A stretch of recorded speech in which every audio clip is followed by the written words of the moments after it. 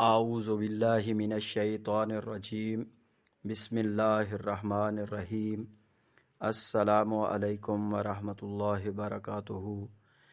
کیا آپ جانتے ہیں فجر کی نماز پڑھنے والا انسان اللہ تعالیٰ کی حفاظت میں آ جاتا ہے؟ جی ہاں، فجر وہ نماز ہے جو صبح سویرے اندھیرے میں پڑھی جاتی ہے، لیکن اس کا اجر قیامت کے دن روشنی بن کر سامنے آئے گا۔